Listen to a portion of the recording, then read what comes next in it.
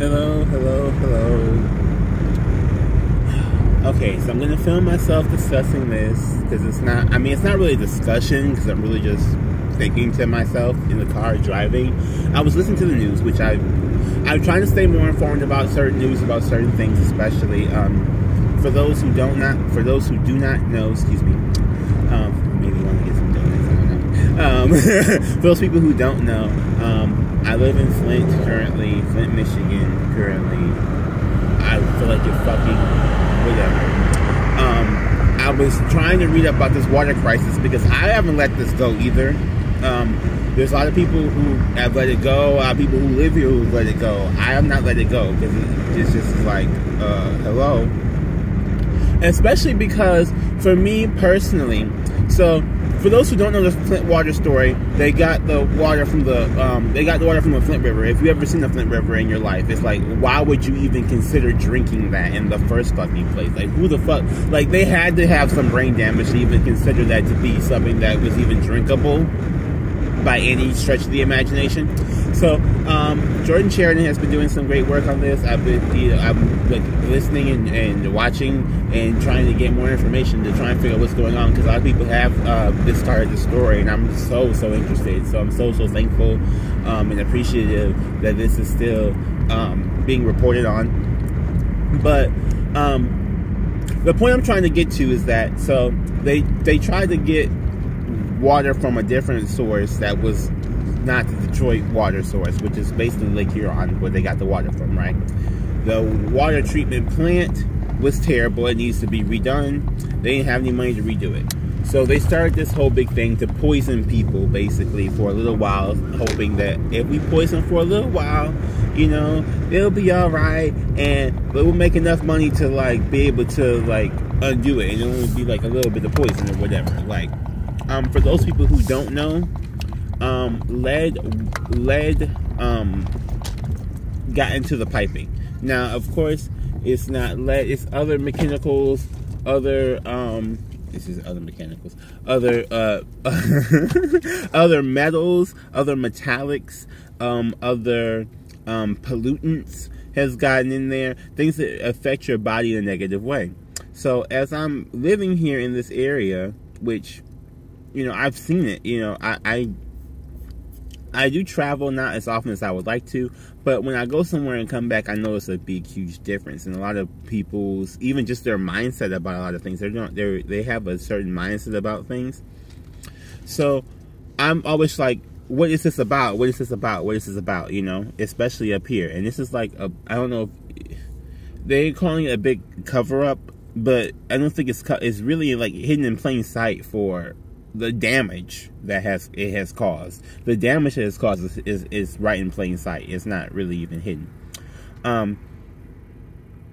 My point is to say that I see a lot of people walking around here with brain damage, with physical damage, with physical aches and pains, with attitudes.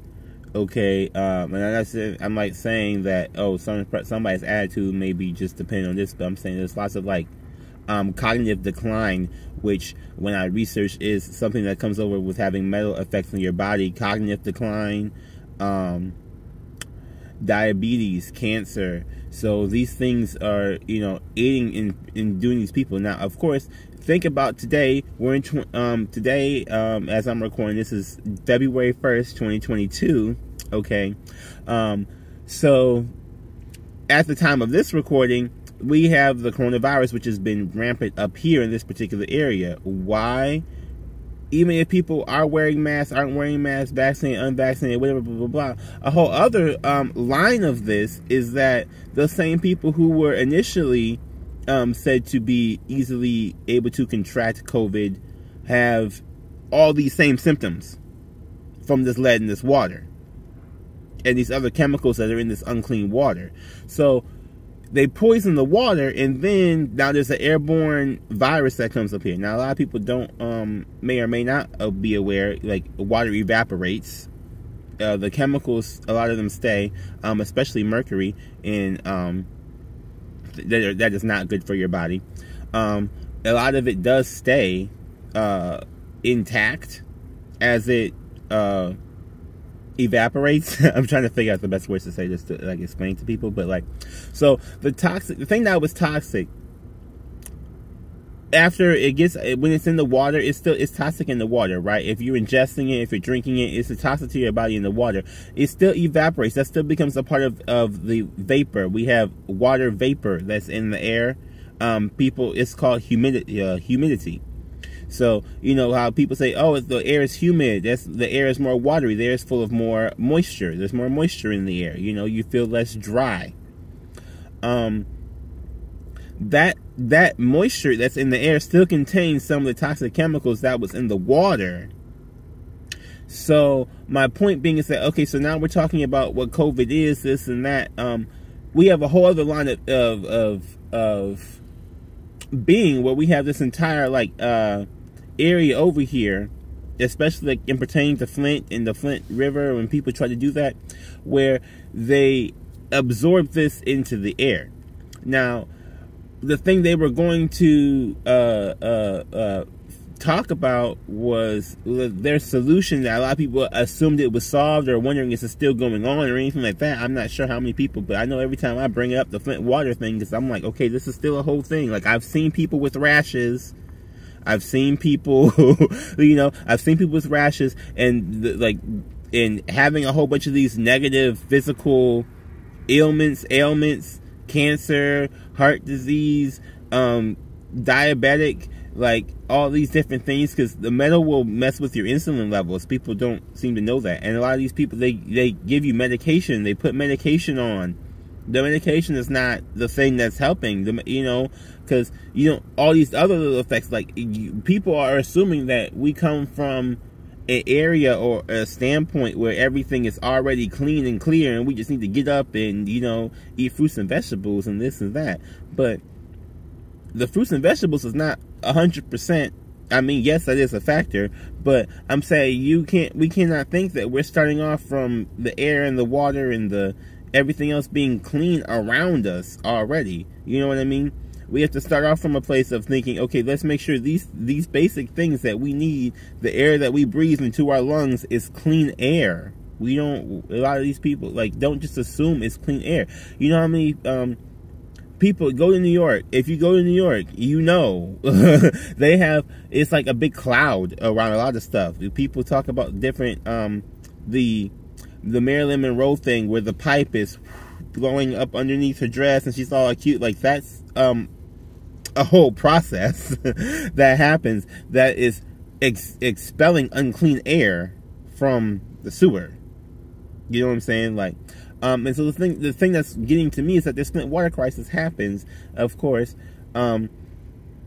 they replace piping for 1/3 of the pipes. My concern, I didn't know how deep they were with the city piping yet either, because now but under the investigation, they have not done like city piping. They've done the service area, which is basically saying from the city piping to your house piping. They did like the transitional piping. They didn't do the house piping itself, which I had a personal problem with, because I remember when I was reading the story a long time ago, when they first started this, because again, this has been going on for 8 years now in this what we're talking about dealing with right now, 8 years of the Flint water crisis. So with that going on for 8 years, like, well, 8 years, excuse me, it will be in April. It's February when I'm recording this. But my point being is that they never did the house piping. Now, that was my big concern, was the house piping, because they should be liable, the government, Flint government, especially the Flint legislators and Rick Snyder and all those people who started to do this, Rick Snyder, Rob Snyder, whatever, who decided to do this, they need to be responsible for paying the house piping replacement, and not the people who live in these houses that in pretty much every single house was affected. But it's like, you know, not these people who live in these houses.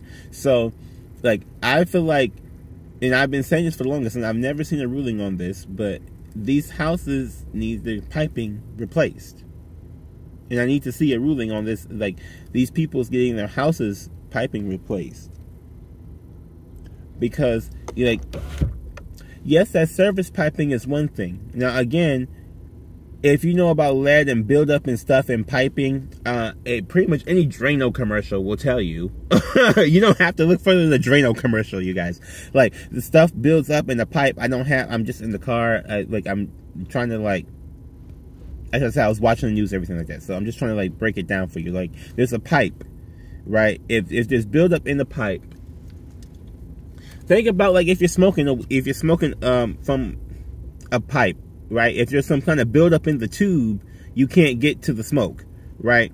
It doesn't operate that way. So if that's a way for somebody to learn, hey, works for me, okay?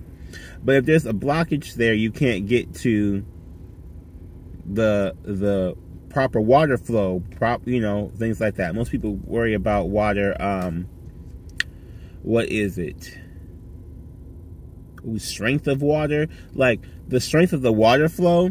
I don't know what the precise word of it is, but like, if you go to the shower and you have a weak shower, or if you have a strong shower, like if the water flow is coming in weaker for strong, most people think about that buildup, right? With this stuff, now imagine that same kind of buildup, right? It's all toxic chemicals that's preventing you from, like, it's toxic to you, of course, because I'm sure nobody really wants a weak shower. But if you, sorry, this dude is just like, he's talking and driving too, so I was like, oh, there's a whole thing going on. Hey, but that buildup, right? That buildup that's there, it is like, say that's full of toxic chemicals, which in this particular case it is. Okay, it's lead piping, all, like, I don't want to say like with the lead pipe, like the pipe is lead itself, but that's what a lot of people use. Like, it's just toxic chemicals in there, right? That's what most people are aware of for the Flint water crisis. Okay, so if there's buildup there, that buildup gets ingested when you drink or when you shower into your skin. That it still gets ingested even if you're showering. So all these people at the shower, bathe, everything like that with water bottles, like go in the store and buy water bottles. Now again, when I drink the water bottle, to me personally, I feel like that needs to be investigated, that water quality as well, and what are they doing for those types of treatments, and where are they getting that water from, for each individual company, and all that kind of stuff. Like, I don't want to see the whole breakdown for that personally, but for the sake in times of this, because I do need to go somewhere, I just had this thought, I wanted to record and stop and record so I can record.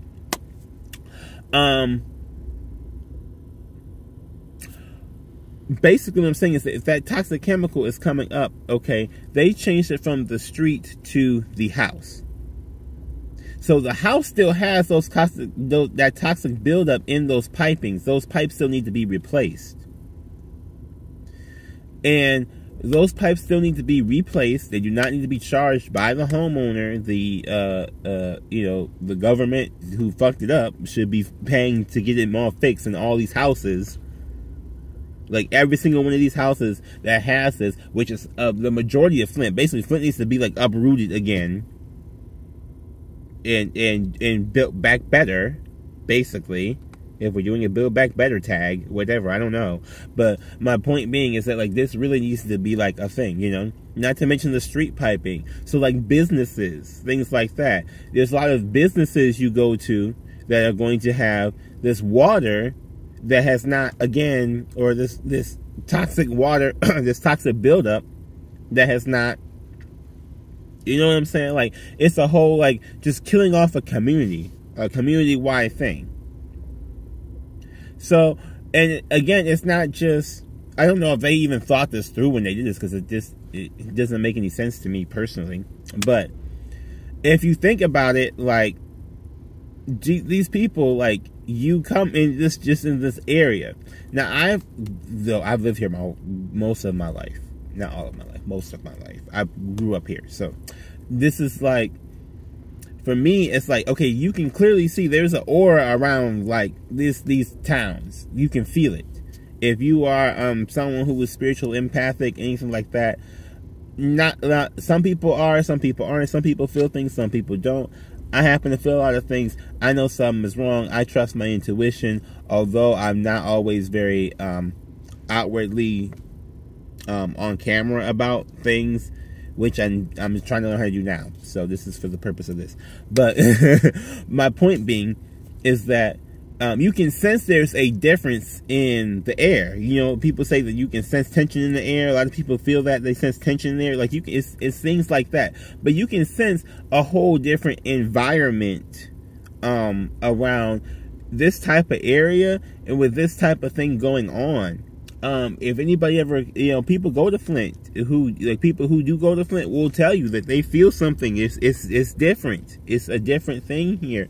They feel the poison that has been like injected into people, or really washed down by people and washed over people, like on a physical fucking level, because it's in the fucking water, in the fucking piping. Like, it's not just corporate brainwashing or cable news, or it's a whole frequency shift that happens when a whole bunch of people are not in the best of health, in both physical, mental, emotional, spiritual, all these different things. You can feel there's different waves of like, we're all connected in a network, right? We all say that all the time. We all mean that, okay, but that actually like means something. Like, we got to help people so that we all can collectively understand why millions of people get wiped out by a virus